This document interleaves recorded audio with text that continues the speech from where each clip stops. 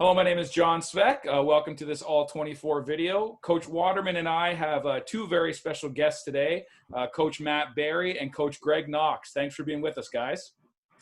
Thanks, John. As always, Coach Waterman and I will pick a random play here. If you could do the honors, Coach. And stop. Okay, I'll set the stage, and I guess we'll give Coach Barry first crack at it, considering the game we're watching here. So this is a 2nd and 12, so a good one to pick here. The offense has come out in a quads formation. You can see where we're at on the field here.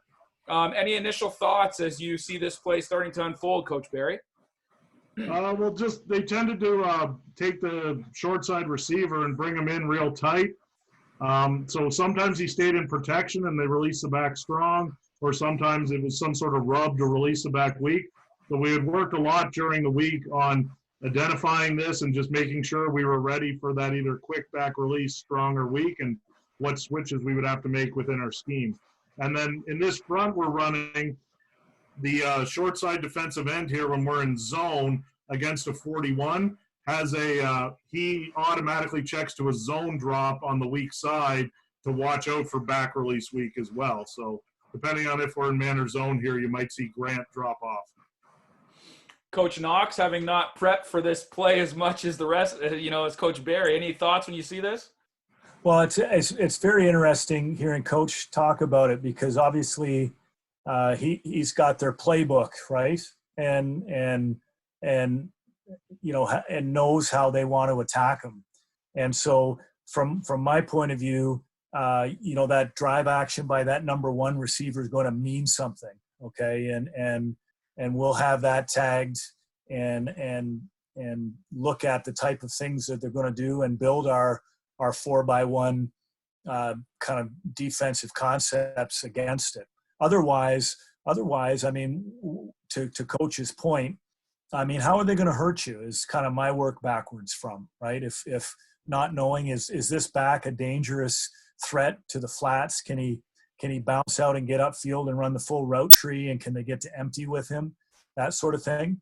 So right now, I mean, on 2nd and long, you're obviously thinking, drop back pass, but what are the tendencies tell you about screen draw in this situation out of 4x1, right?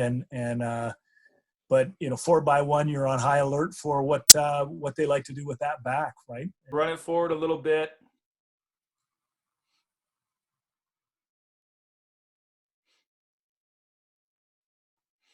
Okay.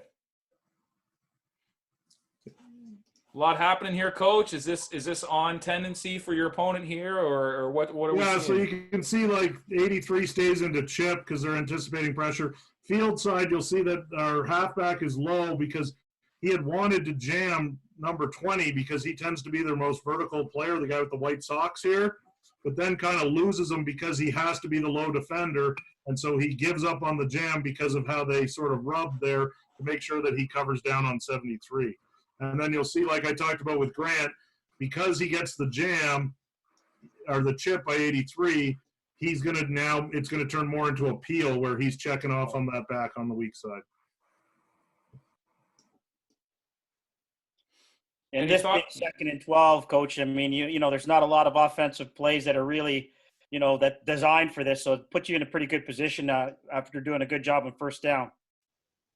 And I think what I'm noticing just offensively, I mean, they're giving this quarterback a very clear decision on where this ball is supposed to go, right? And I think that's part of what Matt would have figured out in the game planning is where the threats are.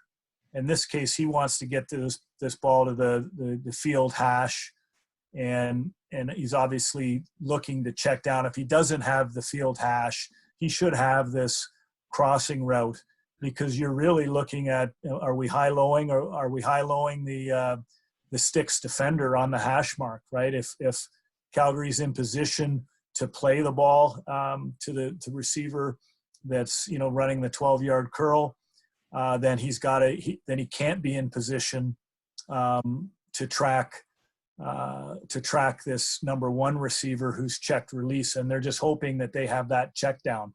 And if they don't have that, they've got to swing it to the back, right? And so understanding what it is they're going to do, and you know, Calgary does a good job of keeping everything in front of them and making them work for it on second and long here.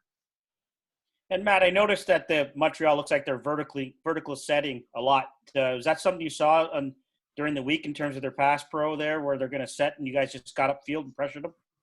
Yeah, their tackles tended to really kick out of there, and their guards tended to be more guys who played with their hands and their head. So we thought that we could create some stuff with some stunt game on just that they're on different levels. So, you know, it was something that we looked at, and it's also why later in the game we moved Jamin out to end, because he vertically set so Jamin could just bull rush him at that point. I'll go to the tight here. We can get a quick look at that.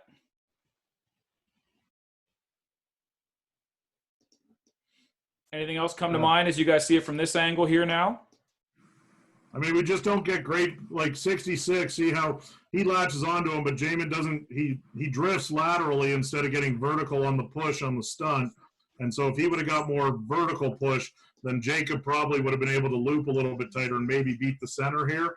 But because Jamin drifts, it sort of doesn't allow Jacob to create that vertical rush on his loop, and the center's able to pick it up a little easier. Thank you so much for being with us, guys. Fun talking some football and breaking things down, so we really appreciate it. Thanks, Sean.